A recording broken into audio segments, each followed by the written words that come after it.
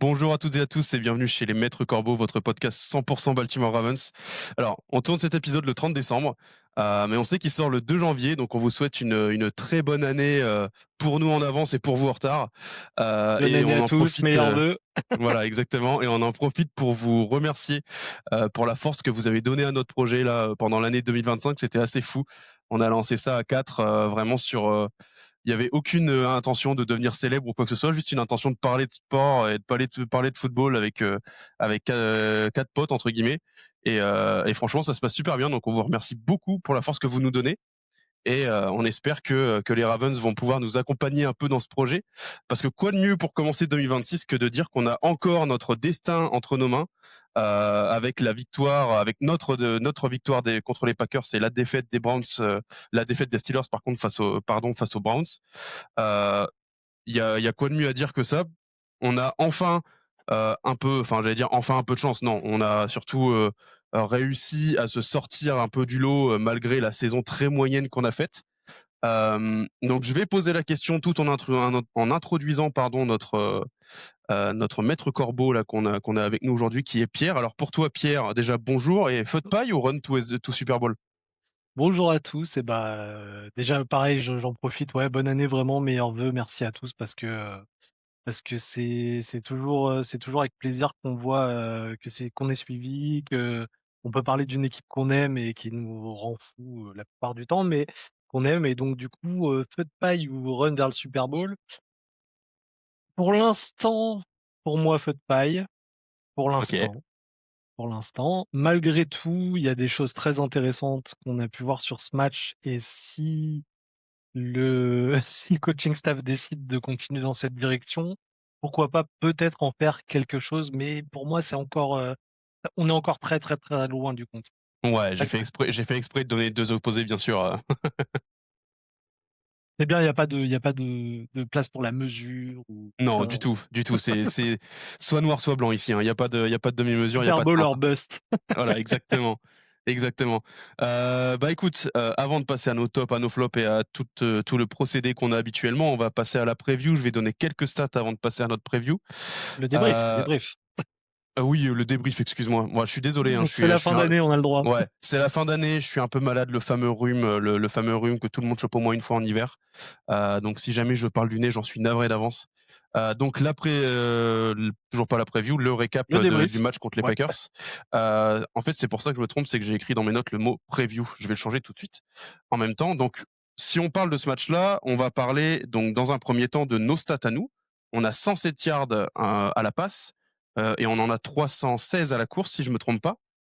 C'est ça. Donc ça, déjà très bonne stat. On a un QB rating pour Huntley qui est de 105.6, donc c'est un plutôt bon QB rating, hein. Il nous fait un 16 sur 20 en termes de passes et 107 yards pour un touchdown, 8 carries 60 yards. Donc ça c'est uniquement pour les stats. On a un fumble recover, une interception, on a deux sacs, donc un et demi de la part de Travis Jones et le reste qui a été accompagné par le fameux Tavius Robinson. Et une dernière stat qui est très importante dont on parlait juste avant en off, on a un taux de third down qui est très intéressant de 10 third down réussis sur 14. Donc voilà un peu pour le match et je vais terminer parce que on a quand même une petite tendance depuis ce début de saison à faire briller les gens qui nous affrontent alors là du coup même dans notre victoire, on a réussi à faire briller Malik Willis. Oui. Euh, Malik Willis qui fait pour la première fois qui fait la première fois un match où il inscrit deux touchdowns en plus à la course. Il a un QB rating de 134,6, donc c'est du très très solide, 288 yards à la passe. Donc on a gagné, mais bon, on est resté dans les bonnes habitudes, on a quand même fait briller quelqu'un en face. Voilà pour ce recap. Qu'est-ce que t'en penses, toi, Pierre? C'était quoi ton ressenti là-dessus sur ce match contre les Packers? Bah écoute, c'est un match où jusqu'à la moitié du quatrième quart-temps, j'étais dans l'état d'esprit de me dire que oui, bah, c'est très bien d'avoir beaucoup d'avance, mais on peut choke jusqu'à la fin et, et se faire remonter comme on l'a déjà fait plusieurs fois. Donc c'est pas les matchs les plus confortables, mais au moins on a vu des choses.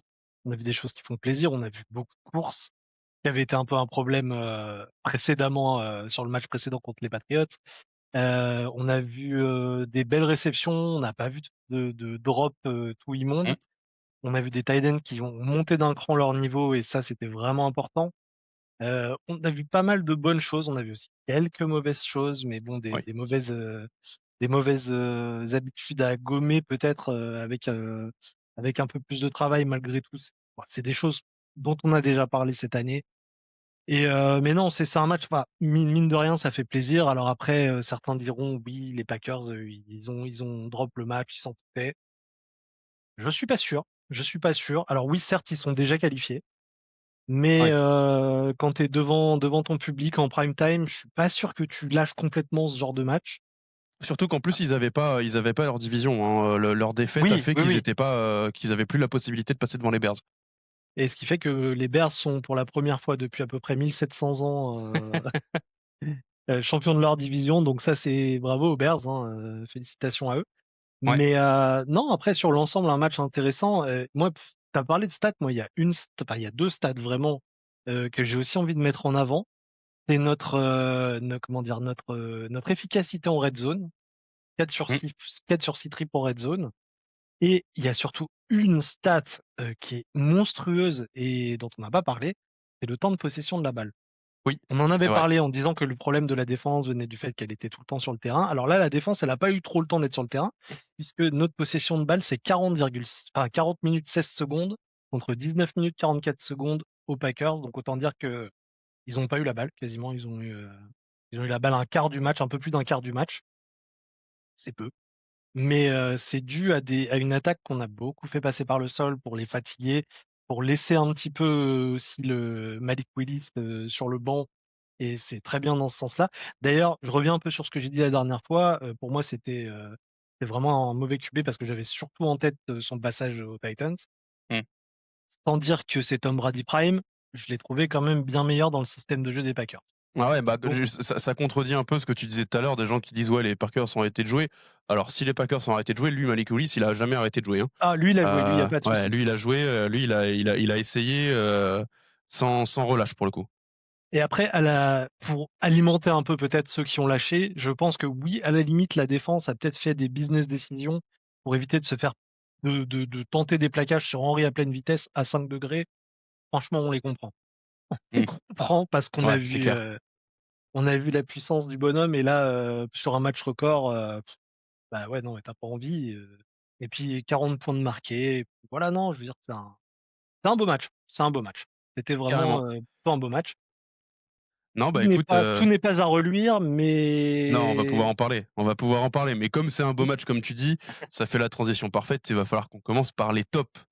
Par les tops, donc je vais donner le top donc de Dax qui n'est pas là non plus, aujourd'hui. Il sera là normalement pour le prochain podcast, et Ben, si jamais il sort de l'injury reserve. Donc pour Dax, lui, son top, c'était, tout simplement le play calling offensif. Qu'est-ce que tu penses de ce top? Bah, oui, de toute façon, à partir du moment où, on est logique et cohérent, on voit que les courses, ça passe, on voit qu'on leur marche dessus, bah, continue à courir, en fait. C'est le Ouais, pendant exact, comme je disais tout à l'heure, du match précédent contre les Patriots, c'est qu'on fait un truc qui marche, bah, dis donc ça marche trop bien, on arrête. bah, ouais.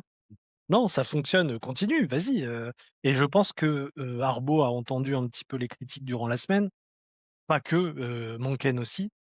Mais ah bah, alors là, de la course, on en a eu, hein, parce que je me demande si c'est pas même, le record de mal parmi les milliards de records de Henry, sur ce match, son record de portée en carrière sur un match. Si, exactement. Ouais, ouais. Il en fait combien? Il en fait 36. Ouais, 36 portées sur un match. Il y a eu de la course. Du coup, le jeu à la passe était peut-être moins flamboyant, certes, mais c'est pas ce qu'on leur demandait sur ce match-là, d'autant plus avec, Huntley, dont on sait que oui, il peut courir. Son jeu de passe est pas toujours incroyable. On va dire qu'il est pas du tout au niveau de Lamar, évidemment, en forme. Maintenant, bah, écoute, ça marche, continue, ça marche, continue.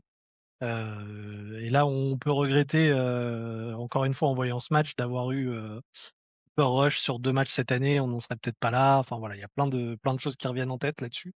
Mais là, le play calling offensif, j'ai pas grand-chose à dire, hein, Ah, c'est vrai que ce truc-là remonte beaucoup, hein, sur les réseaux ou quoi que ce soit, et même, en regardant le match, pardon, j'y avais pensé, et je l'avais d'ailleurs mis dans mes flops. C'était la gestion, mais c'était pas un flop du match finalement, c'était un flop de gestion, d'avant. À quel moment notre coaching staff s'est dit que ce serait une bonne idée de mettre Cooper Rush alors qu'on a Tyler Huntley qui est bâti pour faire, pour travailler dans notre offense, quoi. Non, mais après, en soi, Cooper Rush, ça peut être un backup honnête, mais dans une équipe qui a pas du tout notre système de jeu. Ouais, c'est ça. Bien sûr. Donc oui, et puis, enfin, c'est évident que Huntley, c'est le plus indiqué pour être notre backup. Ah ouais, Et le non gars mais c'est le clair. gars connaît l'équipe de fond en comble, est dans le système de jeu, est parfaitement calibré pour jouer sur nos forces. Pas besoin de plus en fait. C'est un très bon backup et c'est incompréhensible qu'on s'en soit pas rendu compte avant. Enfin, nous, on s'en rendait compte, mais que les gens payés pour ça ne s'en soient pas rendus compte avant. Ouais, Donc ouais, pas rendu compte ou, après, personne ne sait vraiment pour quelle raison ils avaient pas aligné Huntley, mais bon, manque de confiance en lui ou je sais pas, on saura jamais. Mais voilà, en tout cas, avant de parler de ce côté, de ce point négatif qui est évident qu'on a vu dans à peu près tous les posts des réseaux sociaux, mais qu'est-ce qu'on a fait pour jouer avec, Cooper Rush? On va parler de nos tops au et top. vas-y, je te laisse commencer par le tien. Et bah écoute, moi mon top il va être évident, hein. Record, des records à l'appel, 7 matchs dans une carrière à plus de 4 touchdowns dans la course, 200 combien, je l'ai même plus sous De les yeux, de mais il y a eu tellement. pour lui, alors 216 yards, 4 216, ouais. touchdowns, une moyenne de 6 yards par course, un bulldozer, un train blindé, le king, le roi. Et je parle pas d'Elvis, et le gars qui a remplacé le roi dans le Tennessee et qui est le roi maintenant du Maryland, c'est bien sûr Derrick Henry. Match incroyable. Pour tous ceux qui croyaient que 31 ans, ça y est, il était cramé, c'était fini.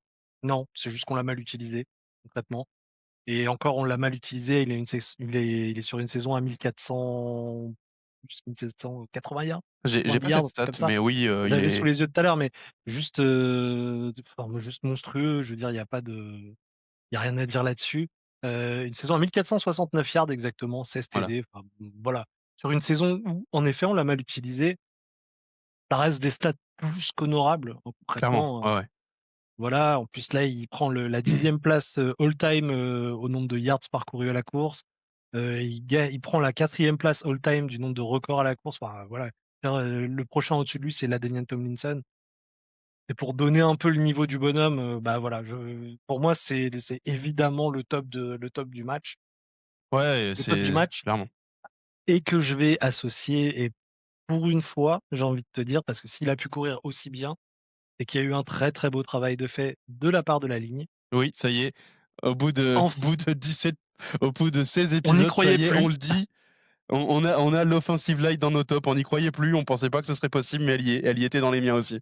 Alors, je vais pas passer trop de pommade tout de suite à Falele et à Voriz, Ouais. mais il est vrai que sur ce match, ils ont vraiment assuré, ils ont ouvert des gaps de fou. Dès le début du match, en fait, dès le premier quart-temps, et je me rappelle même, j'en ai parlé sur le Discord, j'ai dit, mais attendez, Falele, il bloque des mecs. Ouais, ouais. Et du coup, bah, je pense ils lui ont retrouvé des lunettes parce que grâce à eux et grâce aux Titans aussi qui ont bien bossé. Et Arbo d'ailleurs a remercié aussi même le travail des receveurs qui ont bloqué, que Zay, Bateman, Diop et Walker ont vraiment fait de très beaux blocs. Donc tout ça apporte au top qui est sur ce match d'Eric Henry. Carrément, ouais, carrément, Derrick Henry, oui, donc ce que disait tout à l'heure, Pierre, hein, la stat, folle, il a le record NFL, du nombre de matchs où il met plus de 200 yards au sol, comme il disait, le 7e. C'est vraiment le record all-time. Et un autre record que j'ai vraiment, enfin un record, c'est pas vraiment un record, mais c'est une petite «stat» entre guillemets, que j'ai vraiment apprécié. C'est à Lambeau Field, donc le Ouais. stade des Packers, c'est en fait le running back qui a mis le plus de points, all time, de la part d'une équipe, visiteuse. Ouais. Il y a pas d'autres joueurs de la part d'une équipe visiteuse que Derrick Henry qui a mis autant de points à Lambeau Field, autant de yards, à Lambeau Field. Donc Et, et c'est un pourtant petit Lambeau Field, construction 1954. ah ouais, ouais, c'est pas Ça remonte un c'est peu. oui, oui, c'est Ça pas remonte un c'est petit peu. c'est pas un stade récent, ça c'est clair. Donc ouais, de toute façon, en effet, c'est le top évident, mais on est obligé de le citer. Tu peux pas faire cet épisode et ne pas le citer, c'est pas possible. Non, Donc non, oui, non. clairement, top évident. L'offensive line, je l'avais mis aussi. Un c'est fou comment une équipe comment une offense peut mieux marcher à partir du moment où les 4 mecs de devant, ils font autre chose que, de laisser passer toute la populace en face. Moi, mon autre top qui est un petit peu évident aussi, ça va être Snoop. Snoop parce que, bah, alors les stats sont pas étincelantes. Il fait, comme je l'ai dit tout à l'heure, 20 tentatives, 16 passes réussies. Il fait 107 yards à la passe, un touchdown, donc le touchdown sur Zay Flowers d'ailleurs qui est très joli.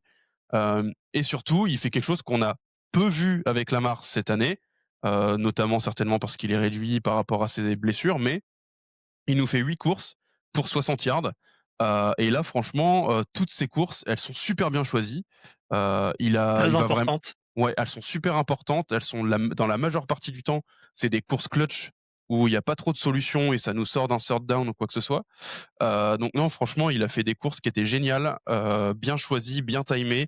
Et je le trouvais beaucoup plus en confiance que ce qu'on a pu voir pendant les dernières saisons où tu voyais un Snoop qui était Oui. un peu plus perdu et hébété quand il se retrouvait, avec une poche qui était éclatée et qui devait prendre une décision. Là, vraiment, tu sens qu'il y a eu il y a eu quelque chose même dans ses passes, je trouve qu'il y a quelque chose de beaucoup plus confiant, où on retrouve beaucoup plus, un quarterback qui a l'air à l'aise, du moins. Bah, on dirait qu'il a vraiment pris ses marques en NFL. Alors peut-être que le fait d'avoir voyagé, d'avoir vu d'autres équipes, il s'est rendu compte que oui, bah, là, il était dans le bon système, dans ce qu'il fallait. Mais je pense que ouais, Snoop fait un super match. Alors à son aide, il y a quand même eu il a pu prendre ses courses parce que la O-line a fait un très bon Oui, boulot. oui D'ailleurs ça aussi. va avec, hein, c'est évidemment, plus la O-line fait un bon boulot, plus le QB a le temps de faire quelque chose et doit pas courir pour sa vie au bout d'une seconde du snap. Donc oui, c'est en fait, c'est un ensemble de tout ça, mais dans l'ensemble, l'offense a vraiment fait un beau boulot. Ouais, carrément, carrément et il y a un petit truc que j'ai apprécié en étudiant les stats tout à l'heure, je regardais un peu les différents matchs que Snoop avait fait donc il en a commencé il avait commencé celui des Patriots là, le dernier comme, Lamar était sorti suite à sa blessure au dos. C'était également lui qui avait pris le relais, je crois que c'était contre les Rams où Lamar était sorti sur blessure également, mais il a joué, la fois où, Lamar justement, s'était blessé, je crois que c'était les Rams et que c'était le match juste avant les Bears, là où, Huntley joue. Là où il a joué Ouais et il a et gagné. du coup, ce qui est assez marrant, c'est que, alors il fait 2 matchs titulaires. Ces 2 matchs titulaires cette saison, ils sont très bons. Là, je l'ai dit tout à l'heure, il a un QB rating de 105.6. Sur le match contre les Bears, il doit être à 113 ou 114, donc c'est vraiment pas mauvais. Et moi, ce qui me fait assez rire, c'est est-ce qu'on peut dire que Snoop, c'est le daron de la NFC Nord? Parce que finalement, les 2 leaders de la NFC Nord, c'est Green Bay, et Chicago et il a mis une tarte à Green Bay et à Chicago.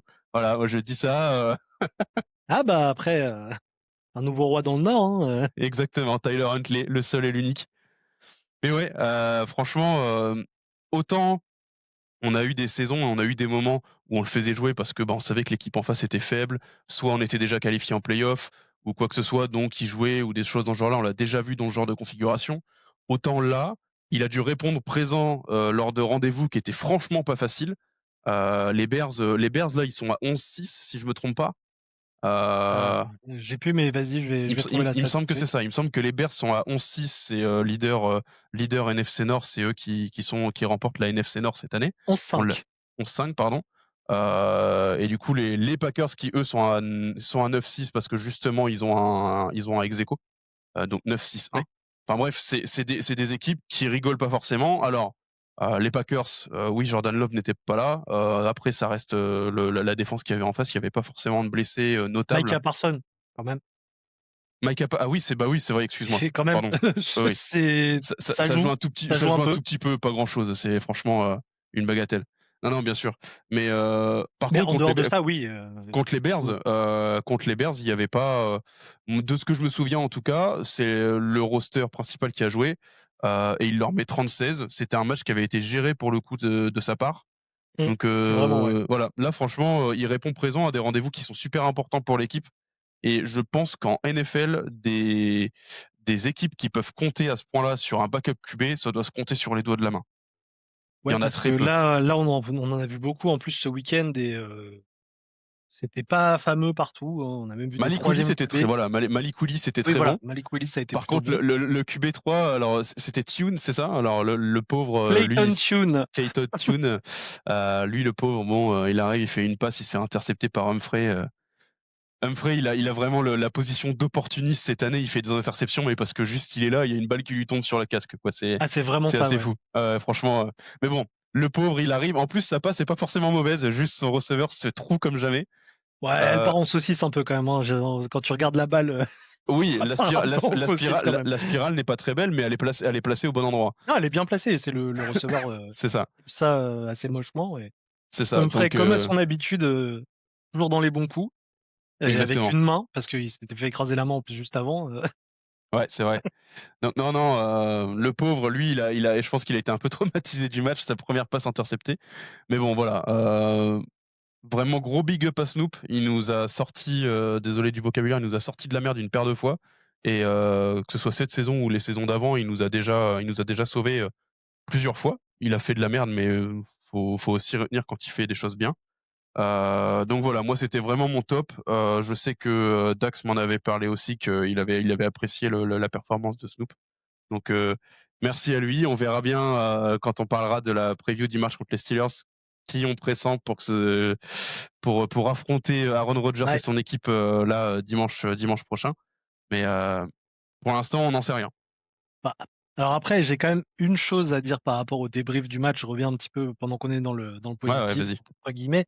Mais je tiens à revenir un peu sur des choses que Ben avait dit au début de l'année. Je crois quand on était peut-être à 4 défaites ou à 5 défaites, je sais plus exactement, mais Mmh. à ce moment-là, on gueulait tous sur Arbo, on voulait tous qu'Arbo se barre. Bon, ça, c'est un truc qui revient périodiquement.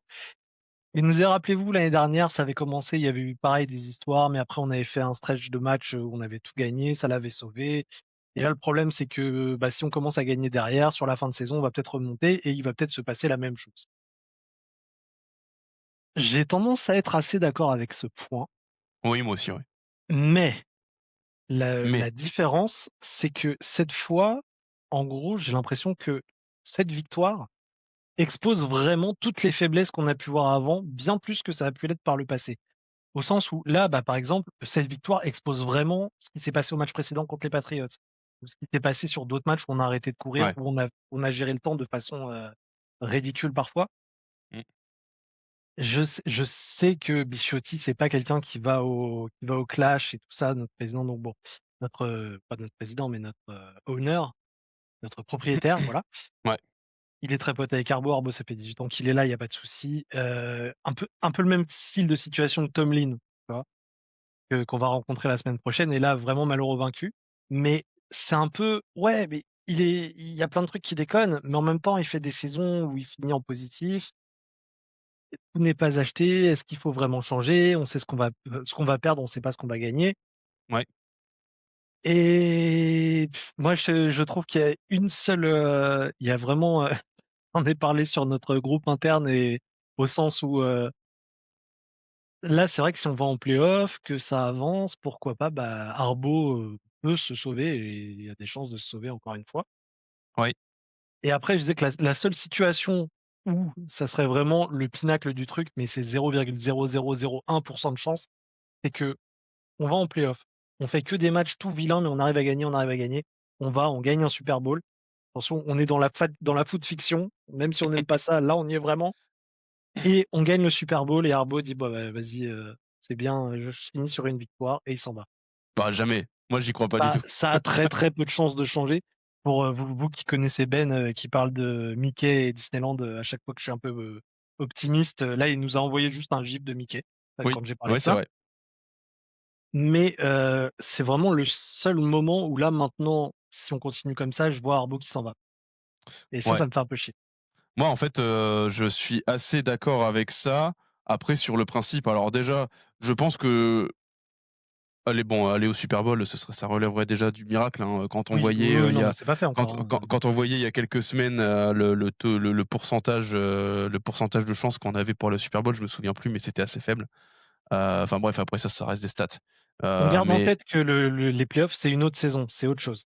Bah, c'est sûr. Là-dessus, j'en doute pas une seule seconde. Après, on a une NFC qui est quand même super costaud, hein, les Rams, les Seahawks, ça tape fort. Et en fait, moi, le truc qui me cha enfin, pas qui me chagrine, mais dans lequel je suis pas d'accord avec toi, c'est que Harbaugh, si demain il gagne le Super Bowl, mais il reste là encore pendant 10 ans, c'est sûr. Je C'est sais pas. sûr.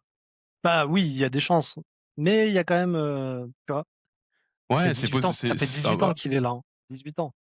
ouais, ça fait 18 ans, mais bon, s'il gagne un Super Bowl, il a aucune raison de partir. Il a un poste assuré, en fait, il y Ah, a un tru et partir sur une victoire comme ça a quelque chose de flamboyant aussi, tu vois? Genre: «Ouais, vous m'avez bien chié sur la gueule, bah voilà, c'est bon, je l'ai amené». ouais. Est-ce que ça existe beaucoup dans le sport en général, les entraîneurs ou quoi que ce soit qui partent sur une victoire? En général, tu pas justement, faire une bonne saison, c'est, renégocier son salaire, être payé plus, avoir de meilleures, enfin, ça dépend, mais en tout cas dans le sport, je sais pas si tu vois ça énormément, quoi. Je sais pas. Je regarde pas beaucoup Après, d'autres sports, mais je vois pas trop ce qu'il pourrait négocier de plus vu le nombre d'avantages qu'il a, ouais, mais ouais, c'est clair, c'est clair. dont des Mais entrées au Baltimore Sun et ça on en reparlera. Mais Mais à l'inverse, tu vois, Dax disait, dans la pareil dans la conversation qu'on avait, où on parlait justement de ces éventualités-là qu'on avait pour la fin de la saison. Il y avait également aussi l'idée de se dire, «Qu'est-ce qu'on fait pour le podcast si jamais on va en play-off, si on n'y va pas?» Bon, si on va en play-off, bien sûr, je pense qu'on est unanime pour se dire qu'on va continuer le temps que les Ravens se joueront. Mais Dax nous a dit: «Moi, je suis quasiment persuadé que même si on avait fait une mauvaise saison, un 4-8, enfin, 4-10 ou quoi que ce soit, c'est même plus que ça parce que ça fait, ouais, 4-12, ouais. c'est qua Ça ferait 4-12, ouais, 4-12 à la fin. 4-12, il me dit: «Moi, il nous disait: «Je suis persuadé qu'Arbo serait resté» et moi, je suis plus de ce team-là. Moi, je suis sûr que, heu, Ouais, 4-12, je suis pas sûr quand même, hein. 4-12, C'est je pense, tu vois, ça aurait été vraiment l parce que j'ai l'imp en fait 4-12 en montrant les problèmes qu'on a montrés cette année, je suis pas sûr. Vraiment. ouais, bah, c'est ce que je me disais au début, sauf que j'ai l'impression au fur et à mesure du temps, c'est que ça fait quand même 3 ans que de plus en plus de gens demandent à ce qu'Arbo parte parce que, bah, il y a des problèmes qui sont visibles, depuis des années et qui sont toujours les mêmes et en fait, j'ai l'impression qu'il est jamais vraiment inquiété. Il y a aucune, autant des fois quand tu as des général, pas forcément des general managers, mais des head coach qui partent dans certaines équipes. Ça arrive souvent que ça jase quand même pas mal avant, tu as des articles qui sortent, il y a des joueurs qui parlent. Ici, pas trop quoi, à part Ah, Van Noy la il y dernière a quand même fois, un peu d'articles, un peu de alors pas trop au niveau des joueurs, mais plutôt au niveau média. Bon après c'est aussi ça, c'est la différence entre être dans le vestiaire, hors du vestiaire. Les médias ont de manière générale besoin aussi de provoquer une émotion pour, faire du clic, pour vendre de la oui, pub. oui, oui, oui, c'est Voilà, sûr. on est d'accord. On est d'accord là-dessus. Malgré tout, je pense que certains médias ont évidemment des entrées à l'intérieur, ont évidemment des personnes de confiance, des sources qu'ils ne citeront pas, mais qui sont plus ou moins informés de ce qui se passe et quand ça pousse un narratif dans un sens, c'est généralement qu'il y a quand même au moins un peu une base. Bon, à part au Baltimore Sun, mais ça on en reparlera aussi après. Mais, il m'énerve.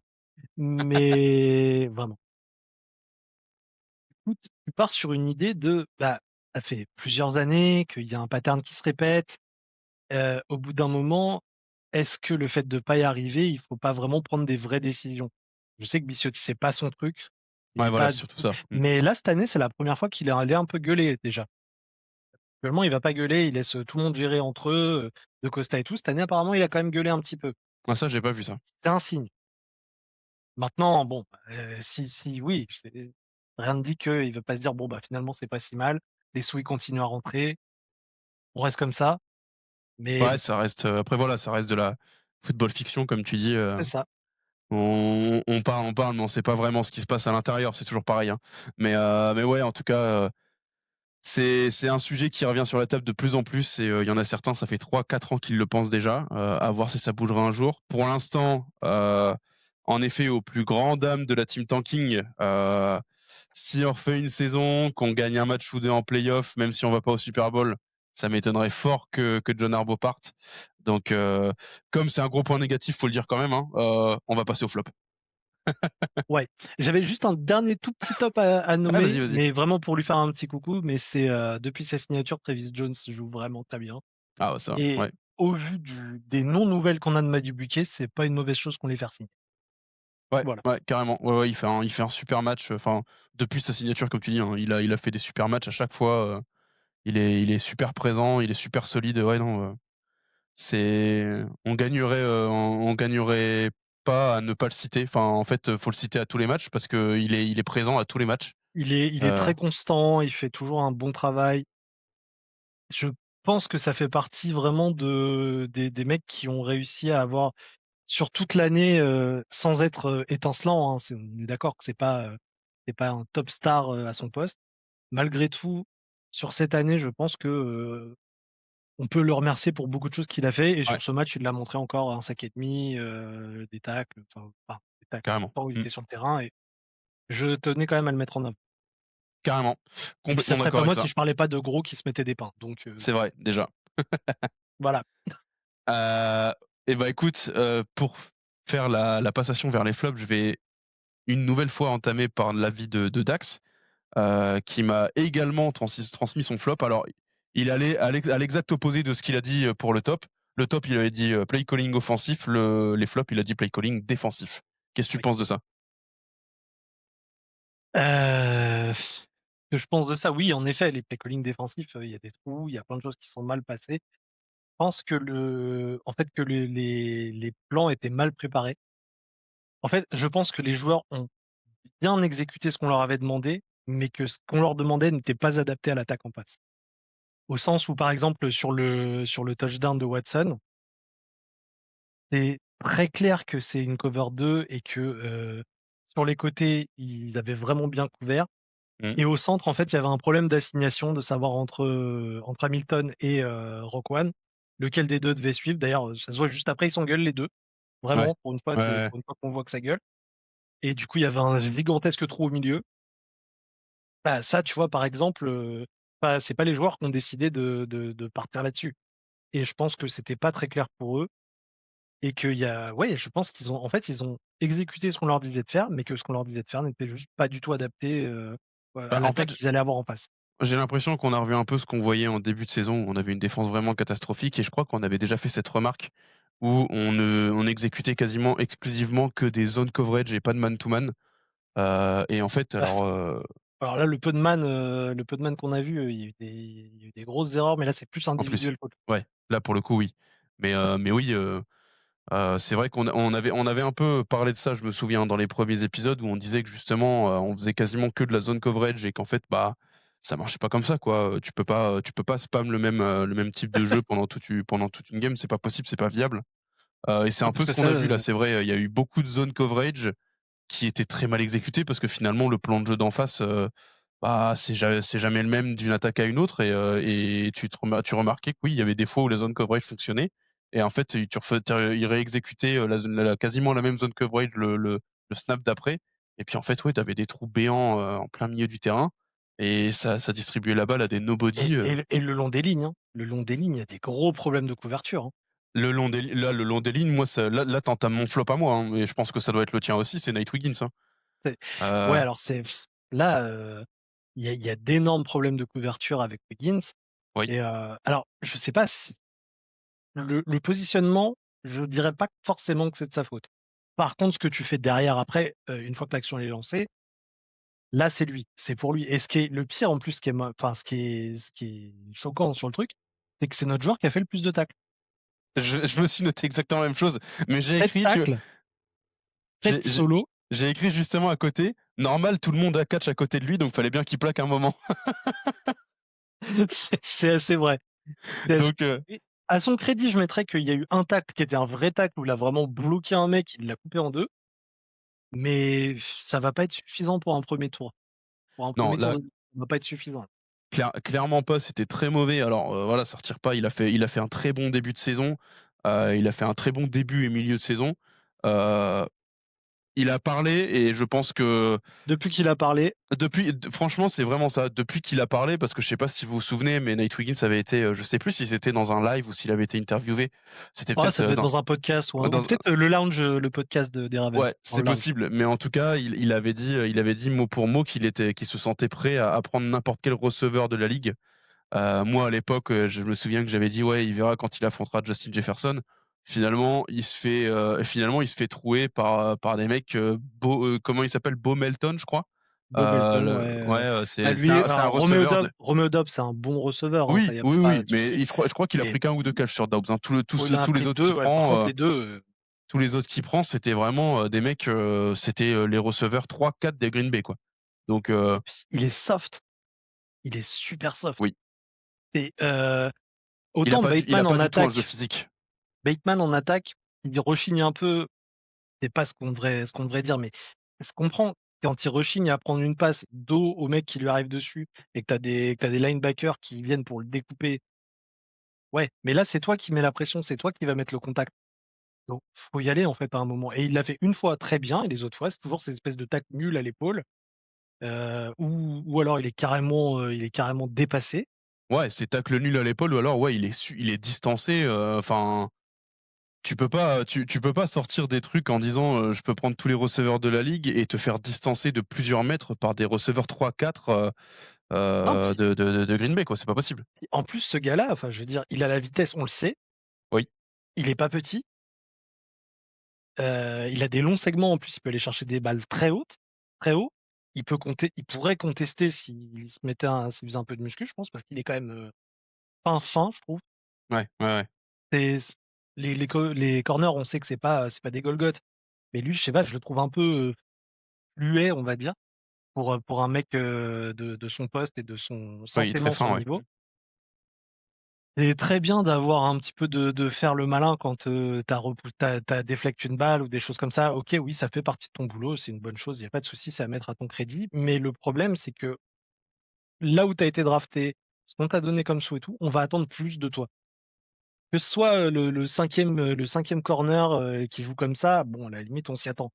Mais là, il y a des moments, c'est Brandon Stephens Prime, quoi. Et Ouais, c'est là, pas un sur ce match, compliment, hein. ouais. C'est pas Non, un compliment. clairement pas. Sur ce match, c'était franchement mauvais, c'est dommage parce qu'on sait qu'il est capable de mieux et il nous a montré en début de saison qu'il était capable de Ah, mieux. il a le potentiel, Ouais, bien sûr, sans aucun mais doute. mais là, c'est franchement, tu regardes le match, tu te concentres sur lui, c'est dur, hein. C'est clairement C'est compliqué, c'est ouais, compliqué. c'est clair, clairement. Et après, le pire, c'est qu'on sait qu'il a un potentiel, je veux dire, il a de l'explosivité, comme je disais tout à l'heure, il a de la vitesse, de la taille. Il a tous les ingrédients, il lui manque juste peut-être le mental. Ouais, et ce mental-là, bah, en NFL, ça fait une gigantesque différence entre un mec, lambda et une star. Ouais, Et lui, je pense qu'il a cru qu'il était arrivé alors que non, tu encore un long il y a chemin encore devant du toi. chemin. Ouais, ouais, il y a encore du chemin, c'est clair.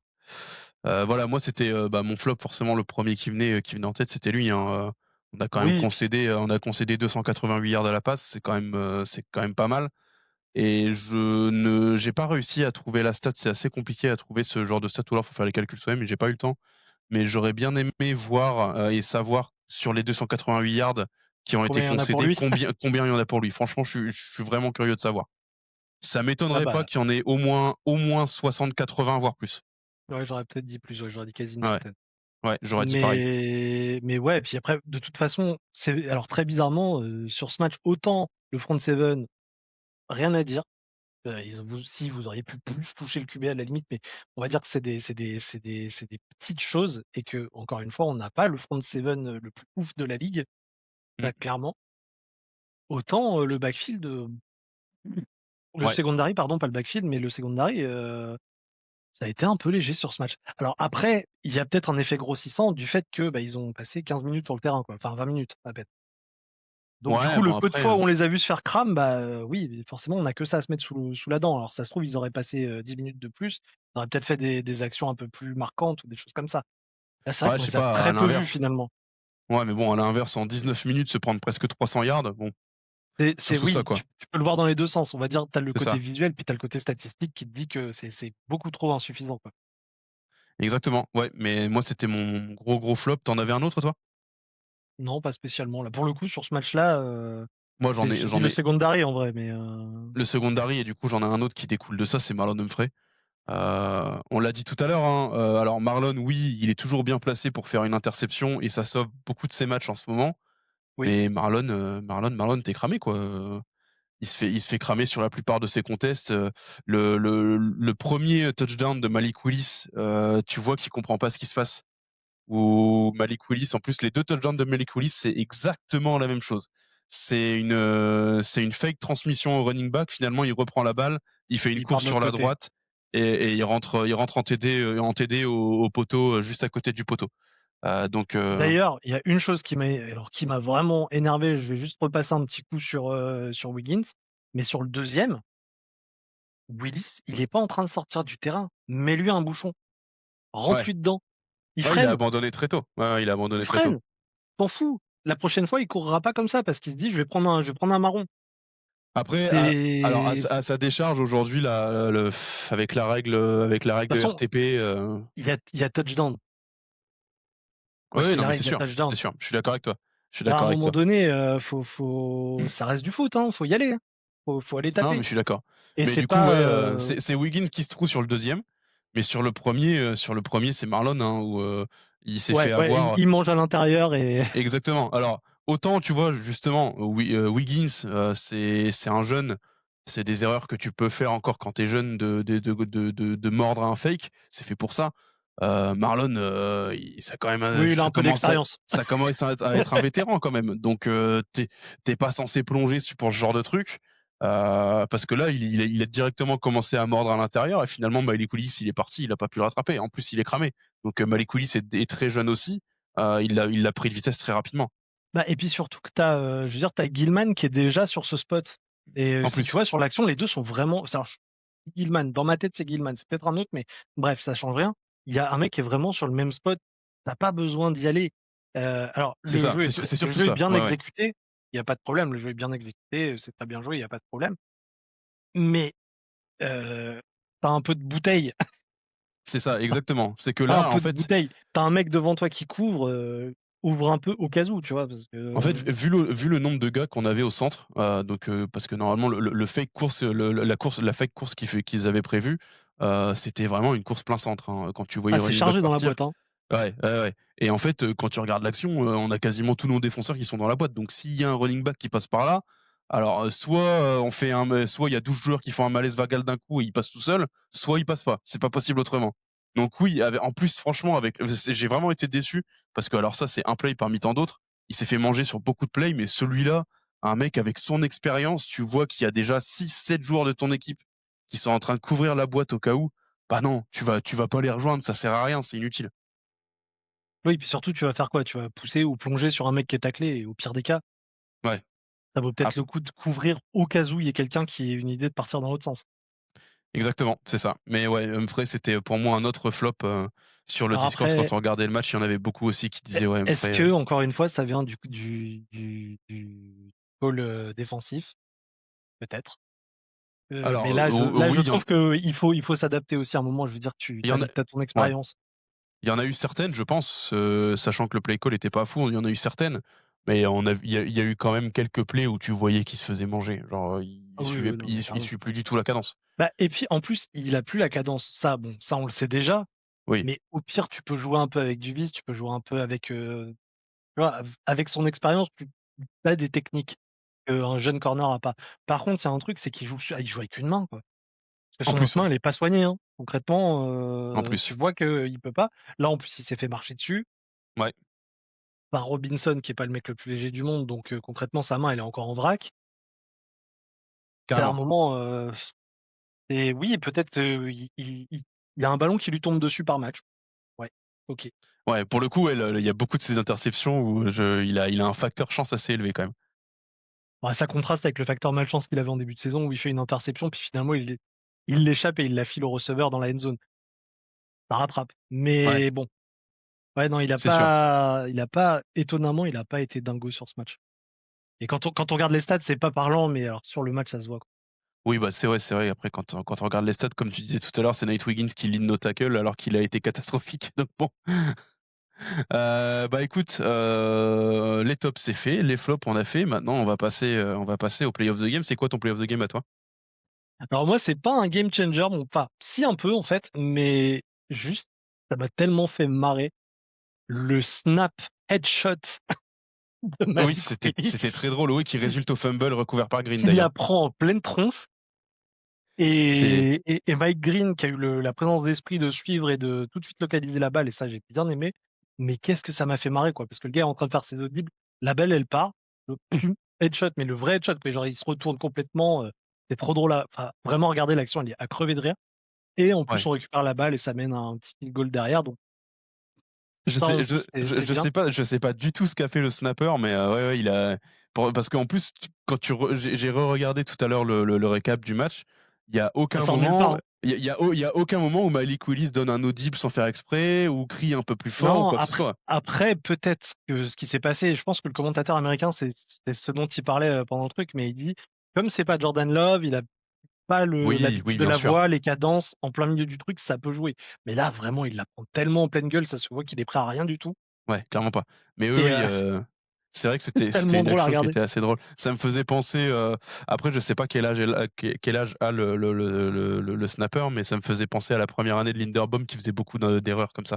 Oui, ou qu'il envoyait un peu haut, ou il faisait des 2-3 conneries. C'est ça, ouais, Il exactement. y Ça avait de m'a un ça. peu fait penser à ça. OK, bah écoute, moi mon play of the game, c'est le même que Dax. Je l'ai vu, quand il me l'a partagé tout à l'heure, je me suis dit: «Merde, il a le même que moi». C'est le touchdown de Flowers. Le Oh touchdown de oui! Flowers, il est magnifique. Parce que, bah, encore une fois, parce que c'est chiant, tu fais chier Flowers. Parce que il y a des jours où on est obligé de te dire tu fais de la merde, tu fais des fumbles, tu fais des drops, c'est pas bien. Et puis derrière, tu nous lâches des TD comme ça. Enfin, franchement, son touchdown, il est magnifique. Il Bah, récupère la balle, il arrive à refaire un demi-tour et il tend les bras. Enfin, franchement, le fumble est impeccable. Le fumble. Le tellement lapsus l'habitude. révélateur. Voilà, exactement. Le touchdown est vraiment impeccable. C'est super bien exécuté, super bien réalisé. Et la passe de Huntley est très bonne aussi. Non, franchement, l'action est magnifique et si tu pouvais nous habituer à ça et à plus faire de fumble, ce serait, tu pourrais peut-être Mais enfin devenir wide receiver numéro 1. mais là, l'athlétisme, je dirais, Ouais, faut pour l'explosivité, le j'aurais dit. faire faut pour le faire ce fumble, putain, bah, décidément, ce touchdown, pardon pour les gros mots, ce touchdown parce que genre vraiment, il le reçoit de dos et il se retourne pas dans le sens où va sa course. Exactement, c'est ça qui est fou. C'est dur, il faut, un gainage de dingo pour réussir à se retourner comme ça, tout en ayant le mec qui arrive sur Gainage de et c'est dingo et des appuis sacrément solides, hein. Pouvoir se et retourner comme ça, et j'ai eu l'impression qu'il avait pas les mêmes gants que d'habitude. ah ça Habituellement, il avait des gants qui étaient j'ai full pas vu. blanc, machin. Peut-être qu'il a trouvé les bons gants. C'est peut-être, C juste une idée ou voilà, c'est mais c'était comme la théorie, n'empêche que cette théorie, je sais pas si tu te les souviens, bandes sur les bras, ouais, ouais, c'est ça, la théorie des longues manches qu'avait Derrick Henry quand il a fait ses 3 fumbles d'affilée c'est là, ça. c'est allé mieux une fois qu'il les avait retirés. Parce que là, concrètement, son mouvement, ça ressemble au TD qu'il échappe, dans la end zone. Peut-être contre les Patriots, je sais plus, où tu sais, il chope la balle, il va pour se retourner alors que juste tu tombes avec la balle, c'est bon. Au niveau Heu, du mouvement du corps, c'est le même, oui, mais sauf que là, il lâche pas la balle. je sais plus contre qui il avait fait ça, mais ouais, c'était peut-être les Patriots, tu raison. Je pense qu'il a dû rendre les gants de Hollywood Brown, c'est pour ça. Là, c'est bon, maintenant il est tranquille. Et Bah, ouais, puis écoute, en espérant qu'il garde les mêmes gants, pour notre potentiel run en playoff et au moins pour le match de dimanche prochain. Avant de passer c'est à ce clair. match-là, on J'avais va j'avais parler juste un autre tout ah, petit play of the vas-y, game, mais vas-y. c'est plus un play sympa et vraiment, marrant. C'est, le décollage de Valentine sur le stiff arm de Henry. Oui, C'est c'est vrai c'est que un c'était pas classique, mal. hein, chez Henry, on va dire, c'est vraiment un Ah ouais, ça classique, faisait mais longtemps qu'on en avait pas vu. ça faisait longtemps et là, mais le pauvre Valentine, d'un coup, il a dû se dire c'est vraiment, tu vois, Mission Cléopâtre? Il est bizarre ce sol, il est pas palpable. Vraiment pareil, vraiment la même, il a appris à voler le pauvre, Ouais et encore ça va, il a été à peu près digne, il est pas tombé. oui, oui, Heu, oui. Mais il mais rate son plaquage et en plus il se prend un stiff arm, mais je pense ouais, qu'il avait un bleu le frérot. le stiff arm était très, très violent. Il l'a décollé du sol, quoi. Mais ouais, ça faisait super longtemps. Je suis même pas sûr qu'on en ait vu un aussi, propre Je là crois qu'on en a eu cette un la saison. saison dernière, Ouais, mais pas la cette saison saison. dernière, oui, Cette mais cette saison, j'ai saison, pas non. de cette saison, Ah la ça seule fois où il y a un mec qui a décollé, c'est Collard, qui a pris la main de Henry dans le dos et qui allait, péter dans un mec, c'est vrai, ouais. mais c'est tout. Ouais, bah, écoute, on va passer maintenant, je pense, ça va être, bon, on a parlé des play of the game, TD de Flowers et cetera. Faut maintenant qu'on parle des game ball. Encore une fois, game ball imaginaire, j'ai pas le ballon de Oui, Dax, dans les mains. Je vais parler de la game ball de Dax en premier. Sa game ball, il va la donner. Forcément, fallait qu'il en parle même s'il est pas là. à Tyler Snoop Huntley, évidemment. qui est mérité, qui est amplement mérité, hein, aucun doute là-dessus. Bah, Game j'aurais Ball, même été déçu s'il lui avait pas donné, tu vois? c'est vrai, déçu, je sais pas, surpris, oui. Mais oui, Game Ball à Snoop pour Dax. Toi, t'as une Game Ball à donner? Bah, écoute, j'ai tellement gueulé dessus que pour encourager, j'ai envie de donner ma Game Boy à Falele. C'est beau, Ouais, c'est beau. je sais reconnaître, j'ai passé mon année à gueuler sur son boulot. Au moins sur ce match, qu'il en tire le mérite parce que il fait vraiment un beau match. J'ai en tête juste le deuxième touchdown d'Henry où il va vraiment mettre son corps pour pousser des gars et permettre à Henry de pas toucher le sol. Enfin, Ouais, j'ai assez gueulé, j'ai assez été dur avec lui. Ça sera ingrat de pas lui donner de ma part. ouais, ouais, non mais c'est Game Ball, je sais pas si j'irais jusqu'à dire mérité, mais au moins elle a le don d'encourager, c'est déjà pas mal. Si on peut continuer dans cet ordre-là, en Et effet, je ça sais que ça va pourrait être rendre fou Ben, hein, clairement. ah là, il va nous envoyer des emojis Mickey là, hein. C'est ça. Bah, écoute, moi, ça va être, un peu comme toi tout à l'heure, hein, la Game Ball évidente, mais tu ne peux pas ne pas donner de Game Ball à Derrick Henry sur Non. sur ce match. Pour quelles raisons on les a donnés, on a donné les Oh, tu peux multiples même lui en raisons donner tout à 4. l'heure. Ouais, ouais, exactement. Je pense que dans tous les cas, dans les vestiaires après match, il a dû en avoir une, il y a aucun doute là-dessus. Oui, oui, Heu, c'est évident. donc ouais, la Game Ball à Derrick Henry, les raisons, vous les connaissez déjà et il y a aucune justification à apporter à part que c'est le king. Voilà. Le roi est là. Exactement. Bah, écoute, est-ce que tu as d'autres choses à ajouter là sur le match, passé contre les Non, sur Packers? ce match, je pense qu'on a fait un bon tour. Ouais, c'est déjà pas mal, hein. C'est déjà pas mal. C'est sympa. Bah, écoute, avant de passer à notre preview pour, le match de dimanche prochain contre les Steelers, heu, petit point, alors je vais pas faire le point avec, les Bengals et les Browns parce qu'en soi ils sont éliminés, c'est pas vraiment intéressant. Bon, on peut Pour dire que vous é les Bengals ont gagné un match qui servait à rien. et les Browns, c'était les Baltimore Browns là, cette, cette semaine. Ils nous ont bien sauvés, in extremis. Donc non, pour faire le point un peu sur la tête, du coup AFC Nord, donc il y a nous et les Steelers. À savoir que nous là actuellement on est en 8-8 et donc ce qu'il faut prendre en compte, c'est qu'en gros si jamais on gagne contre les Steelers la semaine prochaine, on va être ex aequo en termes de bilan à la fin de la saison. Sauf que si on gagne contre les Steelers et c'est pour ça qu'on peut aller en playoff, on aura une victoire en division de plus que les Steelers. Ce Et qui ça fait fait la que différence. exactement, c'est ce qui fait toute la différence et qui peut faire que, si on gagne ce match, on sera propulsé en playoff. Je n'ai pas regardé les sites, tu sais contre qui on tomberait si 4. on est très ouais? Alors, le plus de chance, techniquement, ça serait les Chargers, OK, actuellement. d'accord. C'est pas un Donc match voilà. simple, hein, mais, Non, clairement pas, non. mais ça serait un Clairement pas. hardball. Un Ouais, match c'est entre vrai que les ce sera un frères. hardball, ouais, exactement.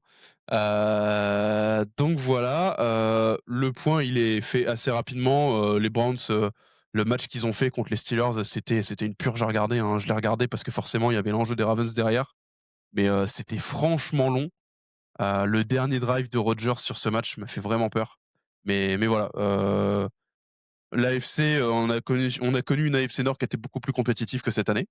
Mais en tout cas, voilà, là, on finit sur un match quand même qui est en apothéose à avoir ce niveau je pense, ce niveau de tension au niveau des joueurs, là, que ce soit du côté Steelers ou Baltimore. Ça doit pas être facile à gérer pour le prochain match, là.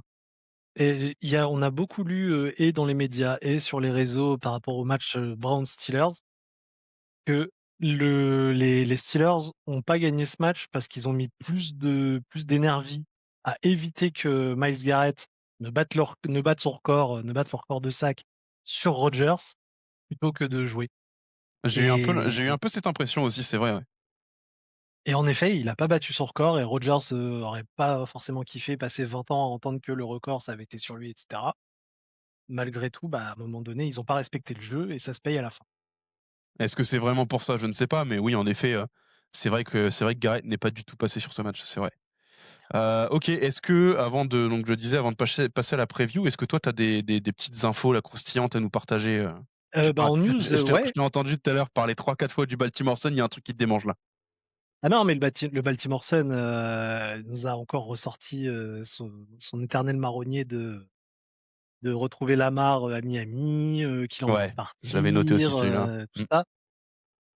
On va être clair, hein, Lamar, il a pas de trade agreement. Le seul moyen qu'il parte, c'est qu'il ait envie de partir et pour l'instant, il a jamais montré qu'il avait envie de partir.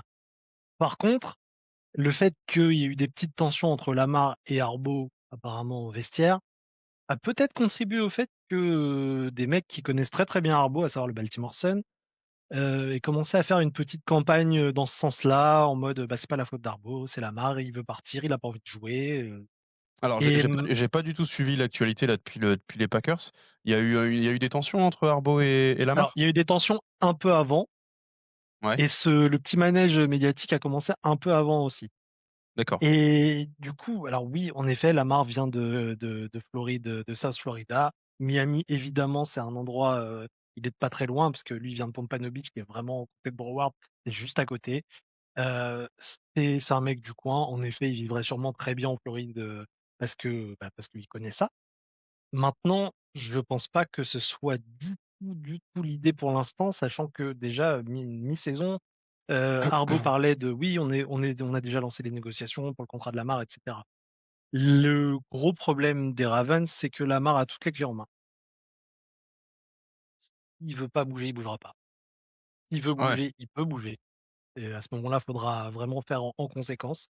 J'ai pas eu l'impression qu'il voulait bouger de tout ce qu'on a pu voir, de tout ce qu'il a pu montrer. Par contre, j'ai l'impression que beaucoup de monde voudrait qu'il bouge. Et pas forcément pour les bonnes raisons. Donc,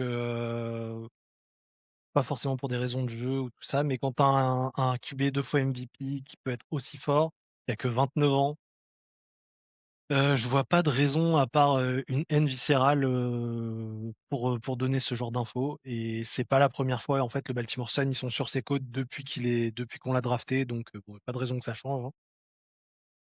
Voilà, donc du coup sur le Baltimore Sun, c'était un petit peu mon problème avec eux. Par contre, au rayon des, entre guillemets, «bonnes nouvelles», même si pour eux c'est pas une bonne nouvelle, il y a eu des news concernant l'injury reserve, et du moins l'injury list des Steelers, mmh. et il s'est agrandi. Il s'est Ah! agrandi. Sachant déjà que, DK Metcalf, est suspendu pour 2 matchs et ça a pas été raccourci, donc il sera Ça, c'est évidemment très pas bien, là ouais. contre Ça, c'est nous une très bonne nouvelle, ouais. Je l'avais et noté je également. pense que ça s'est senti dans le match contre les Browns aussi. Clairement. Ah ouais, ouais, ouais. Et receveur, Calvin Austin III est doubtful et risque de ne pas jouer. Et ils ont aussi, et ça c'est malheureux pour le joueur parce qu'il faisait une très bonne saison, leur rookie tight end, Darnell Washington, qui s'est cassé le bras pendant le D'accord, ouais. dernier match. Donc qui était une des valeurs sûres pour la réception, des Steelers. Ça commence à faire beaucoup. Bah, il leur reste qui? Il leur reste, Valdez-Scantling Il et reste, s ouais, Marquez Valdez-Scantling, il reste Freiermuth, ouais. fait une saison, bof tiers, vraiment. Il leur reste pas grand monde, à la limite, ils ont le running back qui peut aussi, recevoir. J'ai bouffé son nom, ça va me revenir, mais ça fait peu, ça fait très peu et du coup, bah, c'est peut-être des choses qui se mettent en place qui peuvent dire: «Bah, on va peut-être en avoir quelque chose de bien», tu vois? C'est possible, ouais. Ouais, ouais, c'est carrément possible, bon après, Après, je au pense que rayon des déjà bonnes nouvelles, apparemment TJ Watt, ça irait mieux. Donc bon, même si, c'est pas une bonne nouvelle quand tu joues en face, mais ne serait-ce que pour sa santé, en fait, c'est cool parce que, c'était ouais. quand même un truc assez violent ce qu'il a eu, apparemment, il a un poumon qui s'est, carrément affaissé. Il Ah semblerait que ouais, ce soit carrément. ça le problème, OK. donc au moins pour sa santé et pour le joueur qu'il est, parce qu'on va pas se mentir, c'est quand même un joueur incroyable, Ouais. qui a une super carrière, ça va mieux. Par contre, c'est pas dit qu'il joue, vraiment, il a dit s'il y a un doute ou quoi, s'il fait pas, Tomlin disait: «S'il fait pas toute la semaine d'entraînement, vraiment, il faut pas compter sur lui». Ouais, faut pas c'est vrai qu'en plus il commen enfin entre guillemets si, il commence déjà à être âgé quand même TJ Watt, Oui, ah bah, oui, oui, il a quelques saisons maintenant, ouais, TJ Watt. ouais, donc c'est clair que c'est pas un risque à prendre. Après oui, en effet, nous arrangerait qu'il soit pas là parce que bon, tout Ah bah, dépend on de quel, prend, hein, de toute façon, on sait pas quelle offensive line on va avoir. Est-ce qu'on va avoir l'offensive line du match dernier ou est-ce qu'on va avoir l'offensive line du reste de la saison? Ça, on ne sait pas. Pour revenir un peu à ce que tu disais tout à l'heure par rapport à Lamar, hem C'est vrai que j'ai vu pas mal, mais je pense que j'espère que c'est une minorité bruyante qui dit, justement qu'ils veulent voir partir Lamar. La majeure partie des raisons qu'ils donnent, c'est, et je peux pas les blâmer parce que ça m'est déjà arrivé de ressentir ça. C'est une impression que, parfois Lamar en a un peu rien à foutre et que juste il est sur le banc et basta, et tu as l'impression qu'il est très détaché. En soi, c'est ce que je pensais au tout début quand c'est arrivé. Après, quand tu commences à apprendre le personnage, en fait, et de toute façon quand tu joues à ce niveau-là, tu as tout intérêt à être détaché parce que sinon tu fais pas la saison. Donc je pense que c'est des gens qui n'apprécient pas en effet Lamar à sa juste valeur, parce que oui, Huntley c'est bien, il nous a sauvés et c'est un super quarterback, backup. Mais demain, je pense qu'ils se rendent pas compte du mal que ça ferait à la franchise de perdre un 2 fois MVP comme Lamar. Non et puis c'est évident et ça, c'est aussi pour répondre à la question, est-ce que, vaut mieux faire jouer Lamar plutôt que Huntley ou inversement? Si les 2 sont en forme, la question, elle se pose. Ah bah, bien sûr que non, bien sûr Vraiment, que non, c'est bien sûr que c'est non. même pas une question à se poser. Et si les 2 sont en forme, en jambes pour jouer, évidemment que tu fais jouer C'est Lamar. clair que non. Par contre, je C'est pense que plus si qu'évident. à partir du moment où il y a un micro doute sur Lamar, faut pas le faire jouer. Mmh. Par contre, s'il y a une petite blessure, s'il y a un truc, c'est trop dangereux de le faire jouer. Voilà, parce que ça a donné l'impression un peu cette saison quand même que parfois on le faisait jouer alors qu'il était un peu blessé. Oui, Donc j'aimerais qu'on ne fasse pas ça si jamais Lamar a une douleur ou qu'il a encore des séquelles d'une de ses anciennes blessures ou de celle de la semaine d'avant. Pitié, ne le faites pas jouer, mettez Huntley, parce que ce serait vraiment dommage, surtout qu'en plus là, après tout ce qu'on vient de dire là sur l'injury reserve des Steelers, Huntley, il bat les Bears, Huntley, il bat les Packers, Huntley, il est en capacité de gagner les Steelers, et je préfère prendre le risque de perdre les Steelers et de jouer, et de perdre les Steelers, de les gagner et finalement de jouer avec Lamar pendant les playoffs, avec un Lamar qui est en forme. Parce que si on a le Lamar de ce milieu de saison où il a une nouvelle blessure chaque semaine, ça va nulle à part après. toutes les parties du corps, on n'ira pas loin, on n'ira pas loin.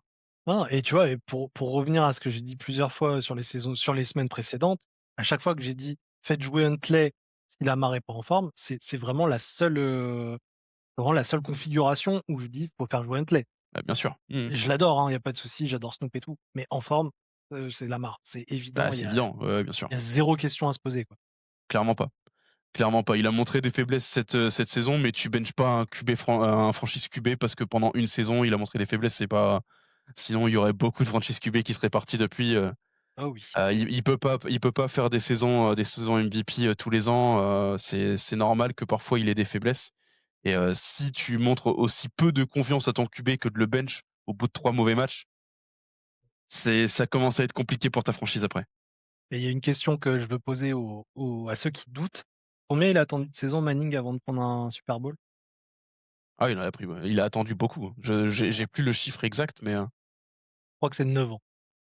ouais, j'avais 7 ou 9 ans, ouais, un truc du genre. J'ai 9 ans en tête, alors, peut-être que je dis une bêtise, mais en tout cas, c'était long. Genre, c'est C'était long, arrivé tout c'était très long. Ouais, ouais, clairement, clairement, et clairement. pourtant, Peyton Manning, hein, attention. Ouais. Respect, grand monsieur. Non, non, mais voilà, mais oui, en effet, si Lamar a un doute sur quoi que ce soit, faut absolument qu'on fasse jouer Huntley. Mais par contre, oui, en effet, si les 2 sont healthy, il y a aucune raison qu'on fasse jouer Huntley, ce serait se marcher sur la tête. Et alors, j'ai une petite, news vite fait avant de passer à la suite et je me referai un enchaînement après, mais la petite news et celle-là, je l'avais pas dans mon bingo, je l'ai déjà dit, sur le groupe Facebook, mais heu, notre OL est OL de la semaine. Oui, j'ai vu Et ben cette ça, stat. je voulais le dire parce que encore une fois, j'ai tellement gueulé dessus Bah, que franchement, on nous disait ça il y a 3 semaines, un mec vient nous dire: «Ouais, vous inquiétez pas, dans 2 semaines, notre offensive line OL de la semaine». Allez, tais-toi, ah retourne dans bah, le coin des fous là-bas. bois en plus, retourne avec tes potes les fous du bus Voilà, là, mais exactement. Là, là, franchement, ouais, faut arrêter de c'est parler avec vos chaussettes monsieur, vraiment. c'était pour le moins inattendu, ça c'est clair. Donc je tenais à OK, le pointer, mais du coup et pour faire une transition vers la prévue du match, vas-y. on parlait, tu vois, de faire jouer Lamar ou Huntley. Si Lamar a le moindre truc ou quoi, c'est pas un match où il faut le faire jouer. Parce que là, ça va être la bagarre. Ça va être la bagarre, et surtout, un truc qu'on n'a pas dit, et j'y reviens juste avant de passer là-dessus, et que j'ai vu passer sur beaucoup de réseaux sociaux, notamment sur X. pourquoi, j'aimerais bien que le play calling en fait qu'on ait utilisé là, il soit utilisé aussi avec Lamar, parce que c'est un play calling qu'on n'a pas vu avec Lamar ou très peu. Ouais. Et c'est dommage d'utiliser un play calling aussi bon, que quand tu joues ton backup QB, il y a un truc qui va pas, quoi. Alors, ça vient certainement d'un désir du coaching, de vouloir faire passer plus Lamar, parce qu'on est plus en confiance avec Lamar à la passe. Mais en fait, c'est Ça notre identité fonctionne. c'est On notre sait ça identité ce fonctionne. qu'on a joué là, c'est une attaque Ravens par excellence, ce qu'on a joué la semaine dernière. Et je vois Mais pas comme pourquoi, disait Jimmy, et je vais le citer parce que on a contractuellement une obligation de citer Jimmy une fois par podcast. Bonjour à Jimmy. C'est le match le plus cohérent qu'on ait vu cette année, ouais, le dernier. offensi Donc offensivement parlant, oui. faut continuer là-dessus. Faut continuer comme ça. Ah oui, clairement, clairement, et c'est pour ça que j'aimerais bien que même avec Lamar, on puisse faire des matchs comme ça, en fait. Ouais. Que tu testes des plans de jeu différents, où tu passes plus, où tu fais, je sais pas, plus de RPO, plus de screen, plus de slant, ou plus de que sais-je. OK, Run vas-y, RPO, fais. c'est très bien. F Moi, Run RPO. il y a pas de souci pour tenter, mais par contre, si on voit que ça passe pas, il faut qu'on revienne sur des schémas de jeu comme on a vu là contre les Packers. C'est ce qu'on sait faire et on voit que les joueurs savent le faire. Donc, il y a pas de questions à se poser, mais j'ai l'impression qu'ils s'en posent peut-être un peu trop. Enfin bref, on a parlé de tout ça, parlons des Steelers Le maintenant. prochain match. Exactement. Les Steelers, donc c'est un match qui va se jouer à Pittsburgh, et ce qui est pas plus mal, parce que j'ai regardé un peu la stat qu'on avait cette saison, j'avais pas du tout vu. En fait, cette saison, on est en 5 victoires pour 2 défaites à l'extérieur, Oui. et 3 victoires pour 6 défaites à domicile. Donc on joue mal au M&T Bank Stadium cette année. Donc c'est pas plus mal finalement qu'on soit en extérieur si on en croit cette stat-là. On l'a dit juste avant, ils ont pas Metcalf. On a nous l'incertitude de Lamar Jackson ou Tyler Huntley. C'est quoi toi, pour toi ce qui va changer la donne? C'est quoi ton facteur X sur le match? Bah, le facteur X, c'est tout con, mais c'est est-ce qu'on va être assez intelligent? Alors, c'est pas la défense qui fera la différence pour nous, je pense. Peut-être me gourer totalement, mais est-ce qu'on va être assez intelligent pour utiliser l'attaque comme il faut?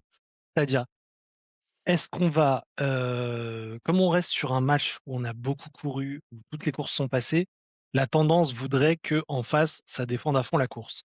On peut Oui, l'exploiter. On peut l'exploiter. Par contre, si on tente des courses et que ça passe, faut pas lâcher. Faut pas commencer à se faire des nœuds au cerveau. On tente un peu de chaque et il y aura des jeux scriptés dès le début dès les premiers jeux. Les premiers jeux seront scriptés pour prendre un peu la température, tenter des choses.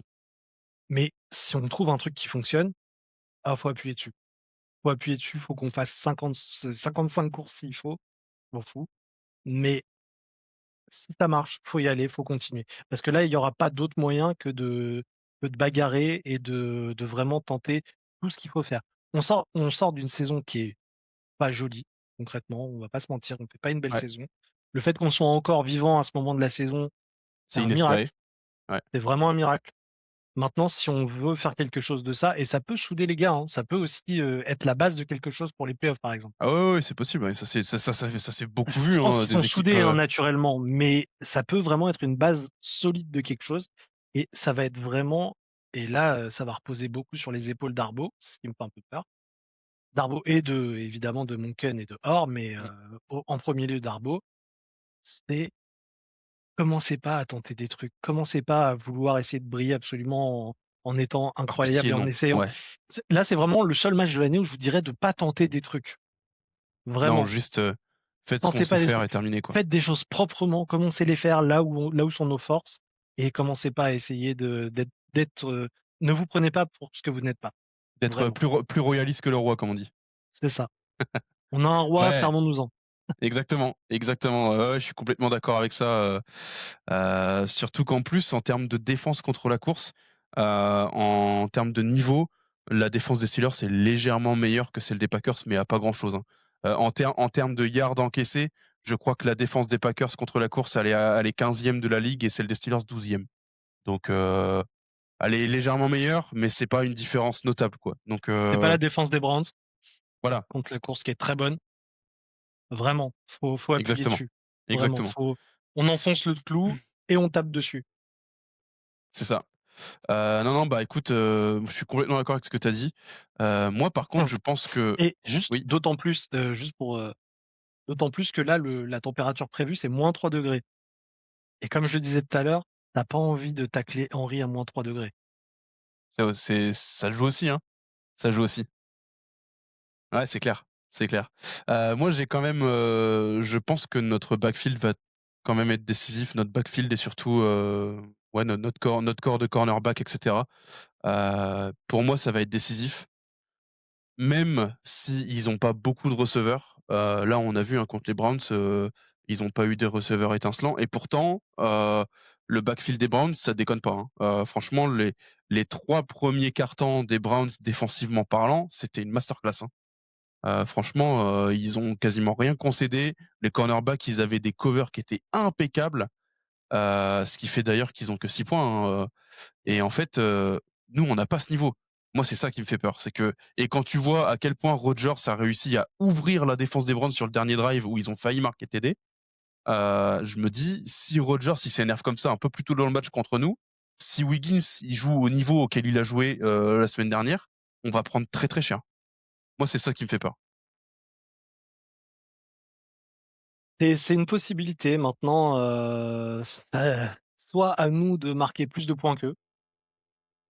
Ouais, il y a cette C'est un possibilité, biais, mais voilà, c'est un biais, mais je suis pas sûr qu'il y ait énormément de points dans ce match. Je pense que ça je ça pense va pas non plus. vraiment ça va vraiment ça va se taper.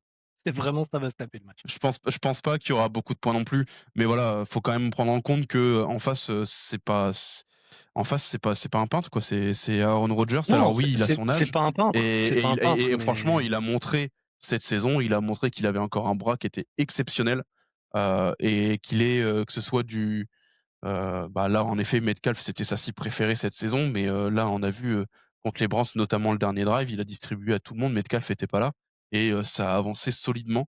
Heureusement pour les Browns, il s'est réveillé qu'au dernier drive, il y avait peut-être une histoire de fierté là-dedans. Mais en tout cas, voilà, clairement, il y a pour moi, ça va être un truc à vraiment faire gaffe si on veut pas se faire trop trouer.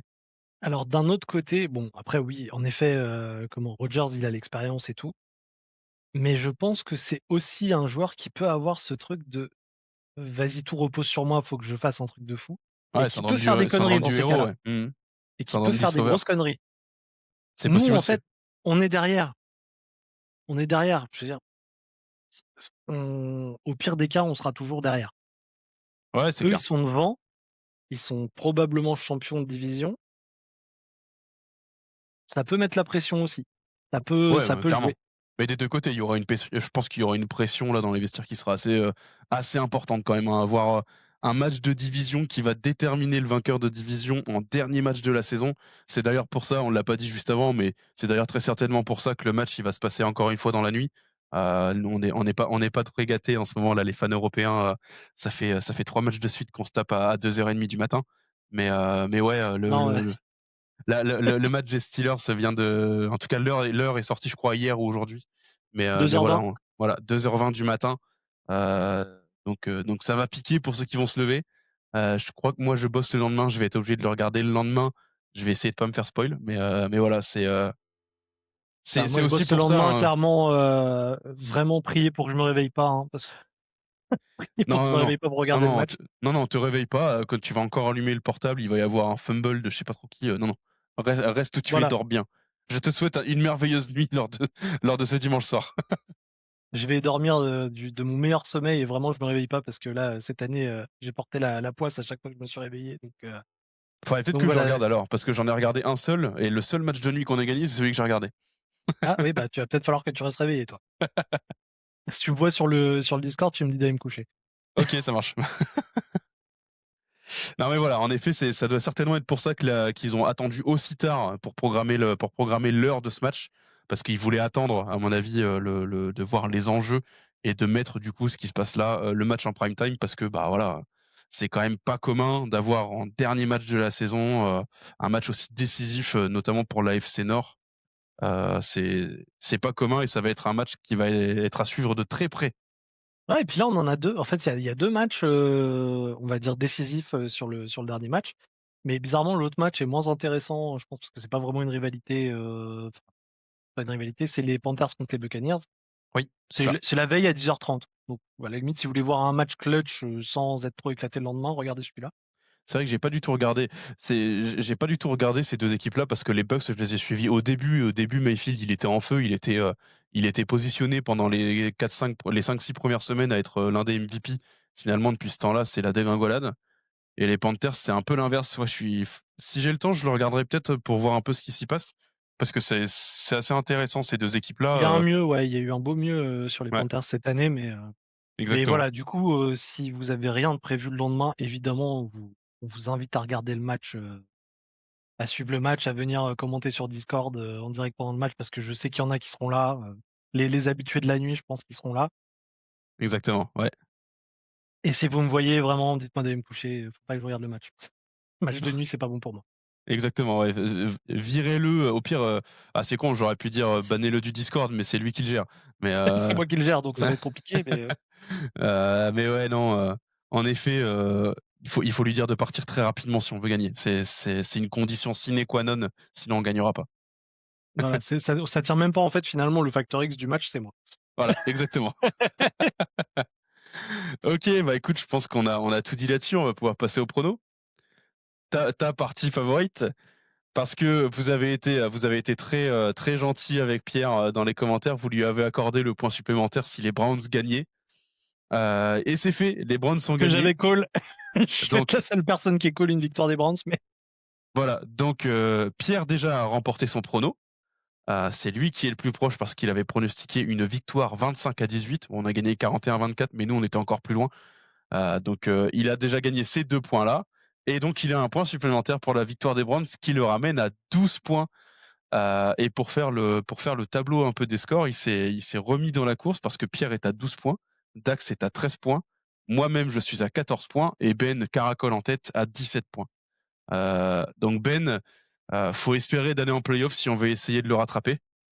Sinon, et on va plus pouvoir prono de match et il est fortement pressenti pour remporter cette première saison des pronos Maître Corbeau. être champion de division. Exactement. Je vais donner les pronos de nos 2 absents. Je vais commencer pardon par Ben qui lui a pronostiqué une victoire des Ravens 31-17. Ben, il est team tanking et il l'a dit, hein, il a écrit quand je lui ai demandé son prono, il a dit bah à contre-cœur, mais je pronostique une victoire 31-17. Dax, qui encore une fois, ils se font des pronos très très très proches, hein. Dax, il a prono une victoire également des Ravens 27-17. C'est quoi ton prono, toi, Pierre? Et ben moi, je vais pronostiquer 22-16 pour les Ravens. 22-16 pour les Ravens. Ok. Bah écoute, moi je vais donner le mien. Je vais rester dans l'optique de ce qu'on s'est dit tout à l'heure où ça va être un match avec peu de points. Pour moi, ça va être une victoire Ravens également à 20-14. Voilà pour les pronos. Est-ce que tu as autre chose à dire là-dessus? Non, je pense qu'on a fait le tour là, on est pas mal. Ouais, on n'est pas trop mal. Bah écoute, je pense qu'on va pouvoir clore là-dessus. Encore une fois, on vous remercie tous pour ces quelques mois de 2025 là, de la NFL 2025 où on a lancé un peu ce projet sur un coup de tête en se disant tiens, ce serait cool de lancer un petit podcast sur les Ravens. Vous avez été au rendez-vous. Donc merci encore à tous. On vous souhaite une très bonne année 2026 et on espère qu'elle se passera de la plus belle des manières, notamment en gagnant contre Pittsburgh dimanche prochain. Salut à tous et Salut let's à go tous. Ravens! Let's go Ravens.